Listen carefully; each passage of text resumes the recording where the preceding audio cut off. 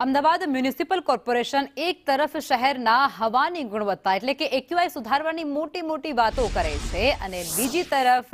મનપાની જ બેદરકારીથી હજારો ઊભા વૃક્ષોના મોત થઈ રહ્યા છે। શહેરના રોડ અને ફૂટપાથના નવા કામોમાં કોન્ટ્રાક્ટરો અને એન્જિનિયરોએ વૃક્ષોના થડ સાથે જ પેવર બ્લોક અને આરસીસી કરી દેતા વૃક્ષોને મળતું પોષણ અટકી ગયું છે અને આ ગંભીર બાબત રીક્રિએશન કમિટીના ચેરમેન જયેશ ત્રિવેદીના ધ્યાને આવતાની સાથે જ તેમણે તંત્રને ખખડાવ્યું છે અને તાત્કાલિક ધોરણે ઝાડ પાસે જગ્યા રાખવાની સૂચના આપી છે।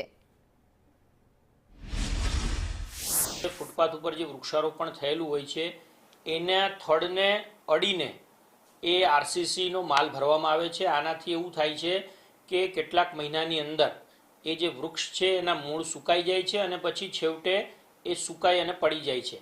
તો આવું ન થાય અને વૃક્ષની જે મહેનત કરી છે એ વૃક્ષ જીવતું રહે